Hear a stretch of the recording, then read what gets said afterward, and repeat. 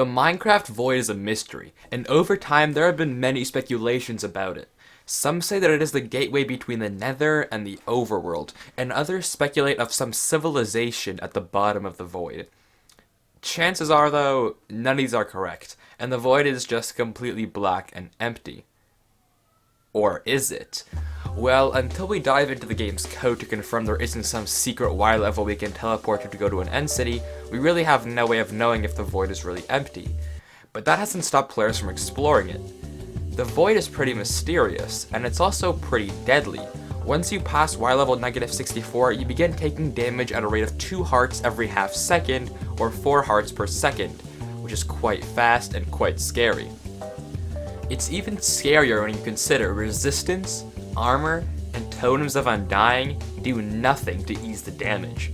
Regardless of this though, players have found numerous ways to venture deep into the Void, like giving yourself an absurd regeneration level with commands, or regeneration 6 for example, will allow you to quote beat the Void, and keep falling until your regeneration runs out or your game crashes. Supposedly. Which, you know, is cool, but it's not really achievable in survival Minecraft. So what is? How far can we go into the Void in survival with no cheats? A cool and quirky way to go into the Void is to make a Void platform as follows. Considering you've used some method to remove bedrock in your preferred dimension, or just gone to the end, place 2 blocks of choice in a line towards the center of a 3x3 hole of bedrock. Next, get a chicken, somehow, onto that block. Step 3 is a bit more challenging, but quickly break the block under the chicken and then replace it with a fence. Then, swiftly, grab the chicken with a lead and attach that lead to the new fence. Once you've done this, it becomes a lot easier. Remove the leftover blocks and place 4 fences, and then 4 slabs in the corners. Grab 4 boats and then push them into the fences as well as you can for this cool little symmetrical design. For this next step, it's far easier with hitboxes on, which you can toggle by hitting F3 and B at the same time. Getting the angle right, break the slabs underneath the boats and watch them gently fall down. Finally, break all the fences except for the middle one, and enjoy your new Void platform. You can walk on this perfectly fine and get in and out of the boats as you please. If you're wondering how to get up, using chorus fruits, ender pearls, or elytra are all viable methods. Your choice. The Void platform is pretty cool, but we can do something even cooler and make a Void Ladder. You're going to need a pretty scarce resource in the Minecraft community though. Friends. Friends are great to help you when you're feeling down, or when you want to go down into a dark void. They're there for you. Using leads and saddled pigs, you can make what's known as a Void Ladder, all the way down to the kill point if you really wanted to, considering you have enough friends. But since I don't have that many, I'll just demonstrate with 2. Theoretically, if you had more friends, it would look something like this. I also tried it with 3 friends, but it was just so chaotic I didn't bother showing it. The Void Ladder is pretty cool as well, but unlike the Void platform, there isn't really a good way to get from the bottom pig unless you have an elytra. If you don't have one, your luck's run out. So using the Void Ladder, you can go pretty deep. But that raises another question: how deep can you go into the Void? Obviously, there's no real reason to want to go this deep in the first place, but if you wanted to, how far could you go without dying? That's an interesting question, and the answer is really uncertain, but let's look into a few methods. Firstly, falling. Let's just try plummeting into the void as fast as possible and seeing how fast and how far we can go. Just jumping into the void from Y1 results in us dying at around Y-217. However, don't fear, our corpse traverses the abyss further, plummeting until it comes to a halt at Y-283. This corpse fall thing is quite interesting, so I'll come back to it later. That being said, we'll measure distance just to when one dies, and not to where the body falls to. Jumping from the build height, Y256, takes us even further to Y-293. However, we can go higher and by association fall further. Falling from 500 blocks takes us right around to Y-300, and if you're wondering how you can get up there in survival, let's just say you flew up with an elytra and then dropped straight down.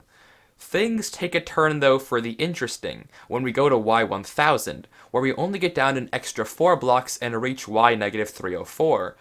It's at this point where we have to consider terminal velocity. In real life, terminal velocity is a very real thing, and it's the fastest speed at which an object can fall. Quick physics lesson, don't click off. But let's say you're falling from the air. The force of gravity drags you down, but the air molecules being built up by your body eventually start creating some force that drags you up. Eventually, you pick up so many air molecules that the air molecules pushing you up have such a big presence, they equal the acceleration at which gravity drags you down. In common terms, you keep falling, but you stop getting faster, as the upwards and downwards acceleration cancels out, the drag drags you up, and the gravity pulls you down. The formula for terminal velocity is super complicated and introduces a bunch of things that can't really be found in Minecraft, namely the drag coefficient. However, we don't have to know what the terminal velocity is to know that it's there. As long as the player reaches its max speed before it takes damage in the void, it will enter the void with the same speed and cover the same amount of space from anything higher. That's why we can assume that anything at y1000 and above will have the same ending point because we've reached terminal velocity by the time we've reached the void. And that brings us back to corpse distance. Googling it, the Minecraft terminal velocity is listed as 78.4 meters per second. How they got that is unknown to me, but it does check out. Let's go back to corpse distance. The corpse always moves for an exact second or around that before stopping. And out of all my trials, the corpse has never once moved more than 78-ish blocks, thus concluding we have reached terminal velocity at some point or another. However, what if we gave ourselves an extra boost of speed to help gravity out? My next idea was to use fireworks to boost ourselves faster into the void, but it was a large disappointment. In fact, flying through the void with an elytra only made the process worse. Jumping right in and spamming fireworks led us to die at only 182 blocks in. Timing our fireworks, that distance increased to negative 209, and from 256, it's actually slightly decreased to negative 205. So that was a bust. But what about tridents? Setting the weather to rain and using a Riptide Trident proved far more useful. Even falling from Y0 led us to a new record of Y negative 298. From 256, that jumped to negative 308, which remained the same for 500 and 1000. Plus, our corpse distance was consistently around 78, indicating we've once again reached terminal velocity. So, is that it? 300 blocks into the void? The void always kills us eventually, and it's unstoppable. Or is it? Well, not yet, because while we've tried to fall as fast as possible and ignore the void's damage, what if we try to survive? And what if instead of ignoring it, we try to fight it with regeneration? The only way to survive the void completely is with regeneration 6, and that's not obtainable in vanilla Minecraft, but there are some things that come decently close. How can we do that then? Using our regeneration 2 potion allows us to go at a pretty mediocre Y negative 287. That's alright, but it doesn't counter the void's damage in the slightest. What about that and health boosts though? Chugging instant health while having regen allows us to nearly triple that distance, and go all the way down to Y negative 738, reaching terminal velocity as our corpse distance is around 77-78. We can one-up that with golden apples, which not only give regen, but also give 2 extra hearts for the void to eat up. With this method, we can use golden apples to drop all the way down to Y negative 1010 without dying. That's pretty far, but as you may have guessed, we can do one better. With a stack of god apples, Lord knows how you find that in survival, you can travel an astonishing 8,310 blocks into the void, which is very, very, very far. But it's far from the limit too.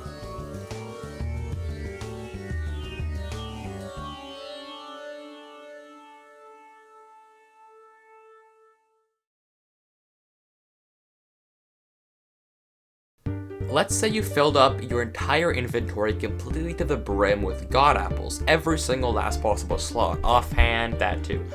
How long would it take to eat them all and survive the void?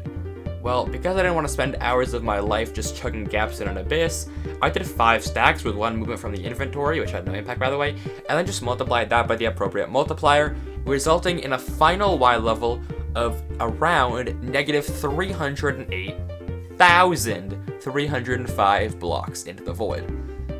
That's insanely, insanely far, but it would also take pretty long to get there. seeing as it took nearly 10 minutes to get 5 stacks eaten. To my knowledge, this is the furthest you can go into the void in survival Minecraft. You could boost yourself a bit with using a Riptide Trident, but there doesn't seem too much of a need as the impact is probably going to be close to negligible. But this raises another question. How far can we fall if we never died? Let's say we used commands to give ourselves regeneration 6. This completely counters the effect of the void and we could just fall forever. Or could we? How deep is the void really, and does it ever end? What if the void is just a giant cave with a floor somewhere? Well, it probably isn't, but the fun fact, the void is so dark, the world treats it like an actual cave, and it can actually play cave ambience noises while you fall through it. After doing some research, namely watching Ant Venom, I've learned a couple of things about the void and how deep you can go. Just straight falling, you would actually stop around 2 to the 55 blocks down, or around 36 quadrillion. You'd kind of just stop moving and wouldn't fall any further. Without commands, getting there would take around 460 trillion seconds, or 14 million years of just falling, unless my math is completely awful. And that would get boring quite fast. Once you reach 2 to the 55 blocks, you can still go further with the use of commands, to the largest, or in this case, most negative number recognizable by Java, 2 to the 1024. This is the largest number that Java recognizes as a number that actually exists. To be able to teleport this far, you would need to modify the game's source code and alter the original teleport limit of 4096. At this point, you physically cannot teleport any higher because the game code literally doesn't recognize numbers that are bigger than this one. They'll just call it infinity. Literally, the code does not know numbers bigger than this exist. Kinda cool. So, for an answer, the void is around 2 to the 1024 blocks deep. Deep, but not as deep as Mail Advice Instagram accounts. But that's been me. Thank you so much for watching. I hope you enjoyed. Please do consider subscribing. It would mean the world to me. And peace out. Have a good one.